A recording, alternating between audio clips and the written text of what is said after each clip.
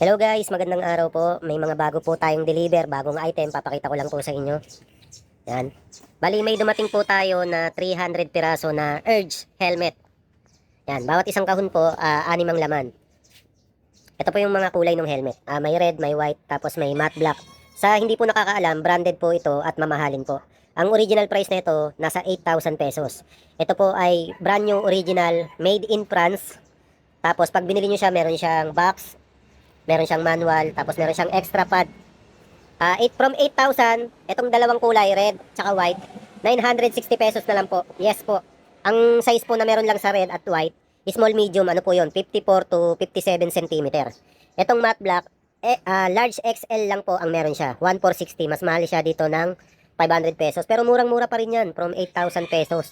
Ito na yung pagkakataon mo na bumili ng talagang maganda, quality, branded, yayamanin na helmet sa presyong generic na lang po. Yan. Kita nyo naman oh, yung mismong strap niya nag-effort pa talaga. Tapos dyan sa likod, may kita nyo yung mga ano niya, certificate. Tapos dito, may nakalagay dito na ano France po. Francis na brand po kasi to. Pwede nyo i-google yung company na yan. May history po yan. Yan po, 300 pieces. Limited stock lang po, papaubos na lang, bagsak presyo na. Tapos ito, may dumating po tayong Mountain Peak na carbon, 27.5. Combination siya ng matte black tsaka glossy black. True axle, non-boost, tapered, side internal cabling. Yan. Tapos may dumating din tayong tatlong design ng saddle. Mga bagong design po ito, maninipis na siya. So mas maporma na siya. Pero kahit manipis siya, okay naman siya sa puwet. Yun, ito, sa tatlo, ito po yung medyo pinakamakapal.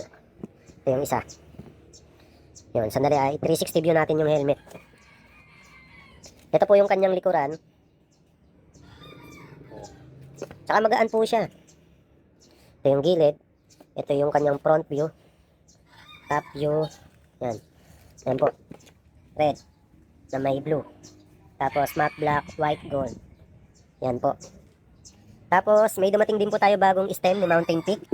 Bali, pag binili nyo ito, kasama na ito. Ayan. 2-in-1 po kasi siya. Pwede siya sa normal na bike. Ito lang yung magagamit mo. Pero pag ang frame mo, yung headset internal, yung malaki yung bearing ng ibabaw, pwede po igamitin to. Ito yung magiging spacer mo, tapos magiging mas malinis yung kable mo kasi dito lalabas. Yan. Tapos ang maganda kasi dito, ang sukat niya, dalawa lang po.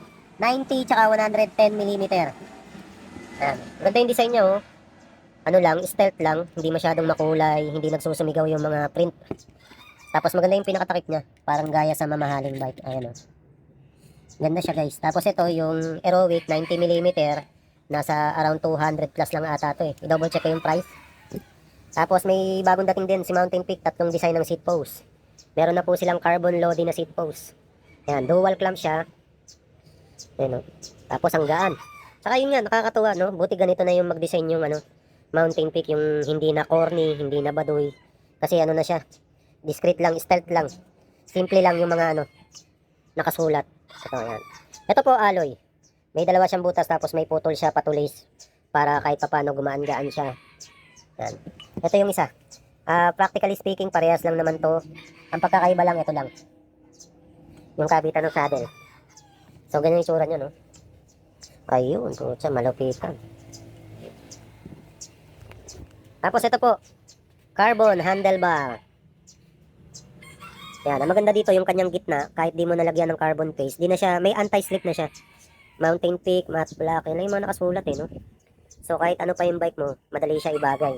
Flat bar na back sweep. Ito naman yung kanyang aluminum, alloy version. Ang ganda, no? Tapos ito, na ang ganda ng logo ng Mountain Peak ngayon, na kulay gray. Na para siyang ano, may ano eh, may kamukha siyang logo eh. Ayan. Handlebar, seat post, mga stem, saddle, mga pedal. Ayan. Tapos ito po, meron na po tayong sealant.